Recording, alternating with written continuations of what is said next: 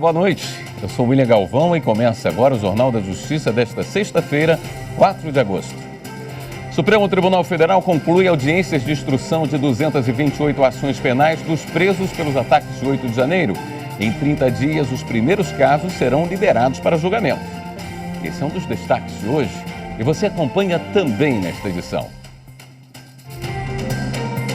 O plenário virtual do STF decide se ministro André Mendonça poderá participar do julgamento do marco temporal para a demarcação de terras indígenas.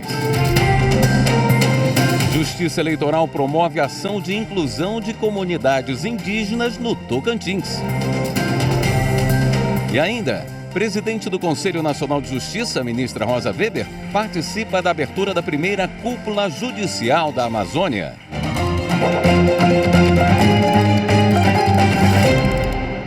O ministro Alexandre de Moraes, do Supremo, concluiu a instrução processual de 228 ações penais contra acusados pelos atos golpistas de 8 de janeiro.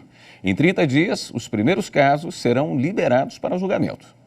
Entre os dias 26 de junho e 1º de agosto, foram realizadas audiências para as oitivas das testemunhas de acusação e de defesa e para interrogatório dos réus no inquérito que investiga os ataques ao STF, ao Congresso e ao Palácio do Planalto.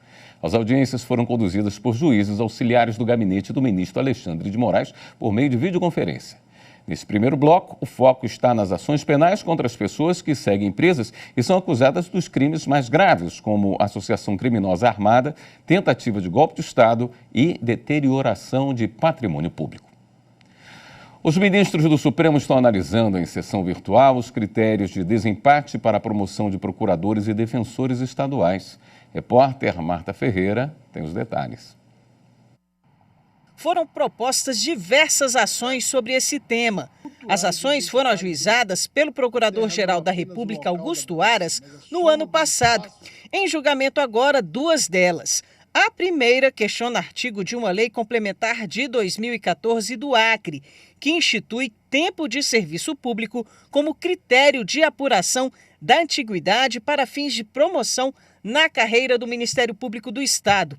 A outra ação é sobre uma norma de 2017 de Goiás, que dispõe sobre a reorganização da Defensoria Pública Estadual, as atribuições, o funcionamento dos órgãos e a carreira de membros. Aras alega que a Constituição Federal prevê a iniciativa exclusiva do presidente da República para propor normas gerais de organização dos ministérios públicos e das defensorias estaduais. Segundo ele, a Constituição também submete à lei complementar de iniciativa do Procurador-Geral de Justiça a disciplina da organização, das atribuições e do estatuto de cada órgão.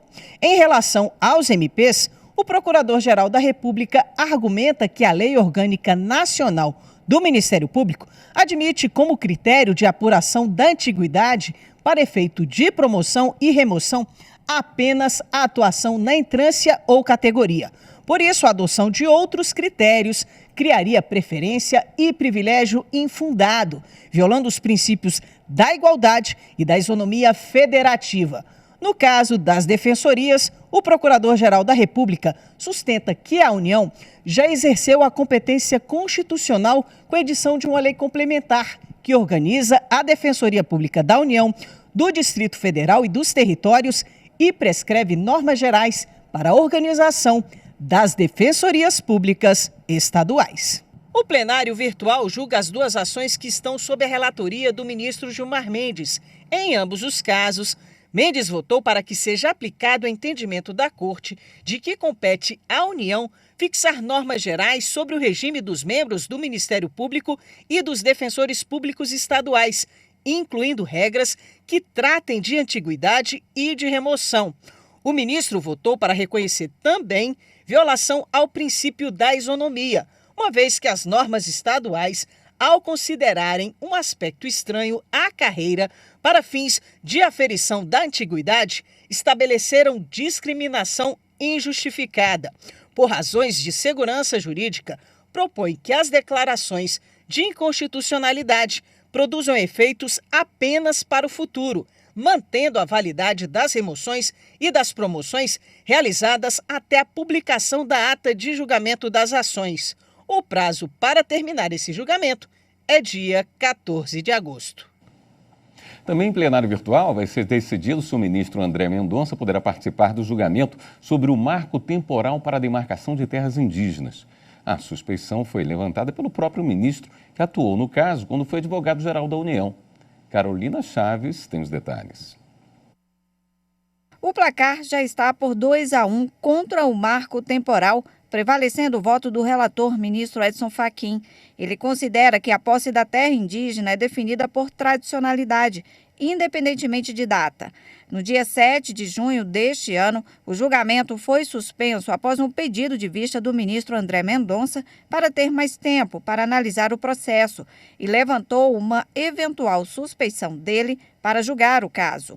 A dúvida do ministro é porque ele atuou no processo como advogado-geral da União no governo de Jair Bolsonaro, assinando uma manifestação. Por causa da suspeição, o ministro propõe participar do debate sem votar no caso concreto, apenas na tese de repercussão geral a ser definida. A questão de ordem deve ser analisada até o dia 14 deste mês. O julgamento sobre o marco temporal será retomado quando o ministro André Mendonça liberar o processo, o que deve ocorrer antes da aposentadoria da presidente do STF, ministra Rosa Weber, em outubro. O ministro do STF, Luiz Roberto Barroso, cassou a decisão que concedia imunidade tributária à Inframérica, empresa que administra o aeroporto de São Gonçalo do Amarante, no Rio Grande do Norte. O município recorreu de uma decisão da Corte Estadual que anulava o débito de IPTU da concessionária entre os anos 2012 e 2017, alegando que a empresa não tem direito à imunidade tributária por ser pessoa jurídica de direito privado, exploradora de atividade econômica. Luiz Roberto Barroso anulou a decisão do Tribunal de Justiça, afirmando que a imunidade tributária recíproca só alcança empresas públicas e sociedades de economia mista, prestadoras de serviços essenciais e exclusivos. O ministro também lembrou que o Supremo Tribunal Federal já firmou entendimento nesse sentido. Justiça Eleitoral promove ação de inclusão de comunidades indígenas no Tocantins. Assunto para o próximo bloco. Até já.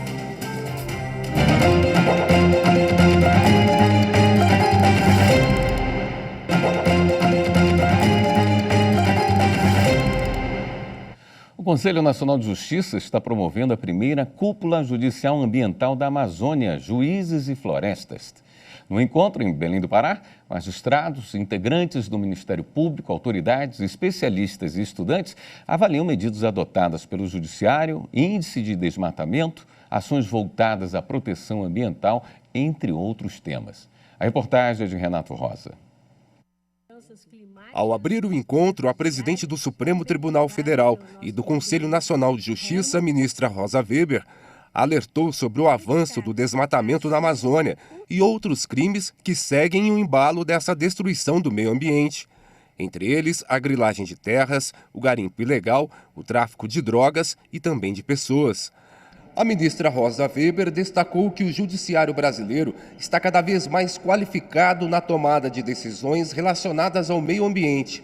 Ações civis públicas e levantamentos técnicos do IBAMA e secretarias de Estado têm auxiliado na coleta de provas e no julgamento dos casos.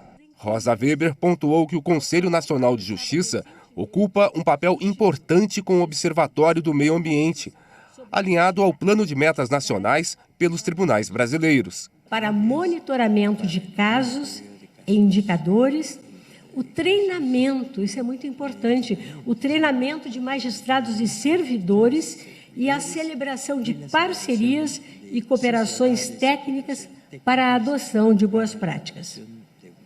Por outro lado, como o nível de complexidade que envolve a questão ambiental não se contenta com soluções despidas de evidências, o CNJ, por meio de seu Departamento de Pesquisas Judiciárias, produz pesquisas empíricas, tal qual a lançada recentemente sob o título Estudos Empíricos sobre a efetividade da jurisdição ambiental na Amazônia Legal, cujos achados e proposições serão considerados para a instituição e aperfeiçoamento de ações capazes de garantir maior efetividade à jurisdição em matéria ambiental no caso, na Amazônia Legal.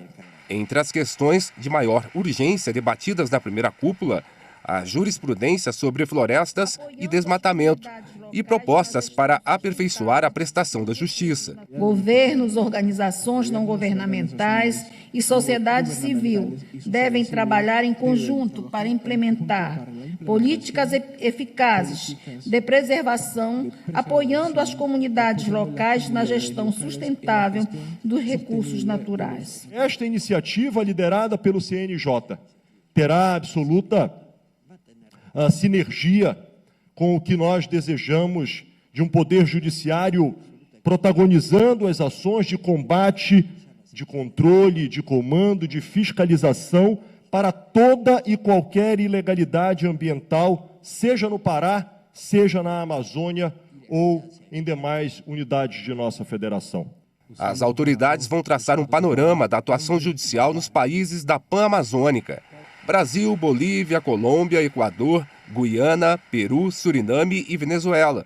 A demarcação, a regularização das terras indígenas, a proteção, a desintrusão, a posse permanente e uma série de outras políticas que vêm apoiar a gestão territorial ambiental dentro das terras indígenas. No primeiro painel do encontro, a ministra do Meio Ambiente, Marina Silva, falou sobre a retomada do trabalho do governo brasileiro na fiscalização. O IBAMA aumentou os autos de infração em 173%. Aumentou os embargos em 123%. Aumentou, aumento em 107% das apreensões. E aumento de 254% da destruição de equipamento criminoso. Isso é ação de comando e controle. Com autorização da Justiça e com apoio do IBAMA e do ICMBio, a Polícia Federal desmontou garimpos ilegais que operavam dentro do Parque Nacional do Juruena, norte de Mato Grosso. Uma pessoa foi presa e mais de 15 equipamentos usados na extração de ouro foram destruídos. Viviane Novaes. Esta é a região do Parque do Juruena, uma unidade de conservação ambiental. Segundo as investigações, grileiros se apropriavam de terras públicas e se associavam a garimpeiros, cobrando um percentual do ouro extraído.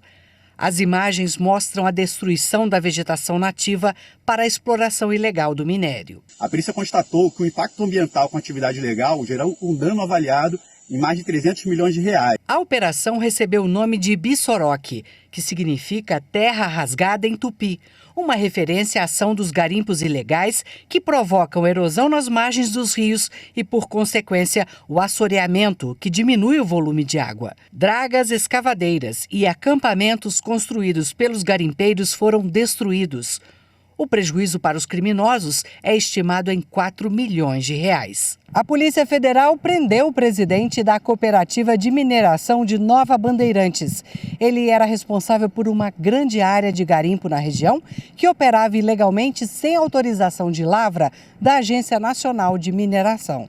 As penas dos crimes referentes ao garimpo ilegal podem chegar a 6 anos de prisão. O crime foi identificado em estágio inicial a partir dos alertas de desmatamento e mineração ilegal emitidos por satélites de monitoramento. Os agentes identificaram 24 lavras numa área de 260 hectares. A Justiça Eleitoral promoveu uma ação de inclusão de comunidades indígenas no Tocantins. Mariana Fabre tem os detalhes. O Tribunal Regional Eleitoral do Tocantins realizou nos dias 31 de julho, 2 e 4 de agosto, mais uma ação do Programa de Inclusão Sociopolítica dos Povos Originários. A iniciativa atendeu indígenas nas aldeias Fontoura, Santa Isabel e Macaúba, localizadas na Ilha do Bananal. Cerca de 3.000 pessoas vivem na região. O objetivo é alcançar novas eleitoras e eleitores e promover a cidadania por meio da participação dessas comunidades no meio político. Foram prestados serviços eleitorais como alistamentos, revisões e transferências de título eleitoral. Estamos trazendo serviços de eleitorais, serviços de CPF, RG, atendimento médico, cadastro de artesãos, tudo isso visa fomentar, incentivar e assessorar os nossos irmãos indígenas na defesa e na busca dos seus direitos constitucionalmente previstos. A programação contou ainda com oficinas, palestras e rodas de conversas. Além da Justiça Eleitoral, outros órgãos públicos participaram das atividades, promovendo acesso a direitos, como a emissão de documentos pessoais. Ter uma profunda admiração por esse projeto que é corajoso. Muitos órgãos não conseguem olhar a população indígena e ter esse acesso e buscar essa prestação diferenciada e especial conforme a nossa Constituição, respeitando a cultura indígena. Há 2 anos, a violência política de gênero passou a ser tipificada como crime. Apesar da lei assegurar tratamento igualitário às mulheres, casos de assédio e ameaças são comuns contra candidatas e detentoras de cargos eletivos. Acompanhe na reportagem de Caroline Lasnor. A Lei 14.192 foi sancionada em 4 de agosto de 2021 e cria normas para prevenir, reprimir e combater a violência política contra a mulher. Além disso, tem a missão de garantir a participação feminina em debates eleitorais. O texto ainda prevê pena de 1 a 4 anos para quem assediar, constranger e ameaçar candidata ou detentora de mandato eletivo, menosprezando a sua condição de mulher. A violência política contra a mulher é toda ação, conduta ou omissão que tem a finalidade de impedir os direitos políticos dela. Mesmo assim, casos de assédio e ameaças são comuns contra candidatas e detentoras de cargos eletivos. Segundo o Conselho Nacional de Justiça, desde a sanção da lei até novembro do ano passado, foram registrados 7 casos de violência a cada 30 dias. A gente tem hoje uma média de 18% de mulheres no parlamento, é muito pouco ainda, né? E essas mulheres que estão lá sofrem violência diuturnamente, né? A gente percebe nos últimos casos que a gente viu de interrupções de falas, retiradas de microfone, de mandatárias. Então a gente sabe que é muito agressivo o que acontece. Então a gente tem um grande desafio pela frente. Para fortalecer o combate à violência política de gênero, a Justiça Eleitoral tem um canal para receber denúncias. No portal do TSE na internet, basta procurar pelo ícone e, em seguida, preencher o formulário do Ministério Público Eleitoral, que vai receber a denúncia e dar início à apuração do caso. A gente precisa buscar combater essa conduta para trazer também o efeito educativo da repressão, né? Então, é necessário, e até para as próprias mandatárias, candidatas, terem o Estado como efetivando, né, um respeito a um direito dela, candidata, dela, mandatária. E o Ministério Público Federal, ao longo destes 2 anos da lei que tornou crime a violência política de gênero, vem monitorando mais de uma centena de casos, como mostra o repórter Pedro Canguçu. Estamos falando da Lei 14.192 de 2021, que tornou crime a violência política de gênero. Desde que a norma entrou em vigor, o Ministério Público Federal acompanha 124 casos em todo o país, no intuito de apurar possíveis crimes de violência contra mulheres com atuação política e buscar a responsabilização dos agressores. De acordo com a lei, considera-se violência política contra a mulher toda ação, conduta ou omissão com a finalidade de impedir ou restringir os direitos políticos femininos. São exemplos dessas violências as agressões físicas, verbais, o assédio sexual, as chantagens e as ameaças. No ambiente virtual, o crime pode ocorrer, entre outras formas, com a divulgação de informações falsas, ataques ou discursos de ódio nas redes sociais. Entre os casos acompanhados pelo MPF estão relatos de ofensas e ameaças de morte a candidatas ou parlamentares eleitas. Há também denúncias nos repasses de recursos do Fundo Eleitoral a mulheres. Outras representações tratam de perseguição a parlamentares no exercício de seus mandatos, inclusive durante sessões plenárias. O Ministério Público é o único órgão com atribuição para apresentar denúncia criminal à Justiça contra os agressores. Por isso, é importante que notícias sobre esse tipo de conduta sejam comunicadas à instituição, seja pela própria vítima, por partidos políticos, entidades ou qualquer cidadão pelo site do MPF. A seguir, o programa da AGU oferece bolsas para candidatos negros se prepararem para concursos da Advocacia Pública. Voltamos já.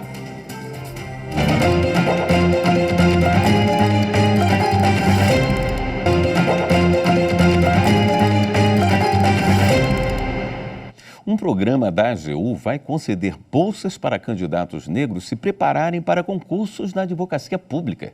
Repórter Wesley McAllister.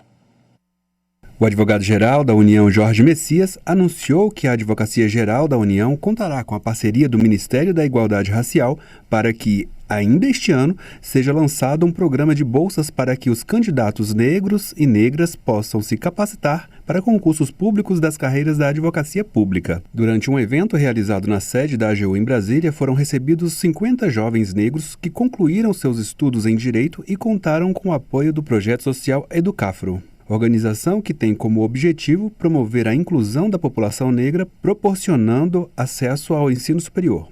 Estamos implementando, em parceria com o Ministério da Igualdade Racial, com a ministra Aniele Franco, um programa de bolsas a candidatos afrodescendentes que estejam se preparando para o ingresso nas carreiras de advogados públicos, não só federais, mas públicos de todo o país. Nosso engajamento com a igualdade racial não é retórico, tem se traduzido em ações concretas. O programa ainda está em fase final de elaboração e deve ser oficialmente lançado nos próximos meses. Cerca de 30 bolsistas serão contemplados, sendo metade de mulheres negras. Eles receberão até R$ 3.500 e terão acesso a um curso de formação voltado aos concursos das carreiras da Advocacia Pública. As aulas serão ministradas por organização da sociedade civil, que será selecionada em concorrência pública para participar do projeto. A ministra da Igualdade Racial, Aniele Franco, destacou a importância de as políticas de promoção de igualdade racial estarem presentes em todas as áreas do poder público. Nós temos pessoas negras preparadas para entrar em todos os lugares. O Ministério da Igualdade Racial está de portas abertas para essa construção. A parceria entre a AGU e o Ministério da Igualdade Racial visa promover a inclusão e a igualdade de oportunidades para candidatos negros e negras no setor público. A iniciativa busca ampliar a presença de representantes da população negra nas carreiras da advocacia pública. O Superior Tribunal de Justiça disponibiliza até o dia 30 de agosto a consulta pública sobre dados abertos da área administrativa. Rafael Porfírio. O objetivo é ampliar a transparência do tribunal. A consulta vai contribuir para o planejamento da incorporação dos dados da área administrativa ao portal de dados abertos da Corte. A consulta pública indaga quais bases de dados devem ser priorizadas e traz um espaço para sugestões ou críticas do cidadão. Qualquer pessoa que tenha interesse em utilizar as informações disponíveis nas bases de dados da Corte pode participar da consulta. Mais informações podem ser obtidas pelo e-mail cedade@stj.jus.br. E o Espaço Cultural do STJ está sediando a exposição Alma Poieses da artista plástica Dani Aleixo. Confira com a repórter Samanta Peçanha. Mesmo com a correria diária, você consegue ver beleza no cotidiano? Poesia em cenas aparentemente sem maior importância, como uma flor em um vaso ou um gato te olhando fixamente. Ver as pequenas coisas que passariam despercebidas com o coração e repassar para a tela. É assim que a artista Dani Aleixo compõe as obras da exposição Alma Poieses, que quer dizer criar com a alma. As telas, pintadas ao longo de 10 anos nas técnicas de aquarela, óleo e guache, são de experiências vivenciadas pela artista ou inspirações vindas da alma. Mas uma coisa elas têm em comum: todas são associadas a um poema, conto ou trecho literário, seja de autoria própria ou de algum autor que a pintora admira. Toda pintura é um poema. Só que em vez de ser feito com um lápis ou com a caneta, é feito com a tinta, com as cores. E a pintura, ela tem essa capacidade de abrir a nossa alma para profundezas, para as diferentes camadas da vida. não é? Para a alma de cada objeto e de cada pessoa. E o trabalho de Daniel Eixo leva espectadores, inclusive no exterior, a descobrir e redescobrir a beleza oculta nas coisas. As obras já foram exibidas no Carrossel do Museu do Louvre, em Paris, e também estiveram presentes nas 2 últimas edições do maior evento internacional de aquarela, realizado na cidade italiana de Bolonha. E quem visitar a exposição vai conferir uma linda mostra de arranjos de ikebana, arte floral desenvolvida pela escola japonesa Sogetsu, da qual a artista faz parte. A exposição Alma Poiesis está aberta à visitação pública de segunda a sexta, das 9 da manhã às 7 da noite, no Espaço Cultural do STJ, até 1º de setembro.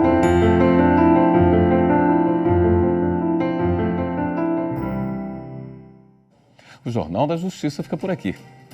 Uma boa noite para você, um excelente fim de semana.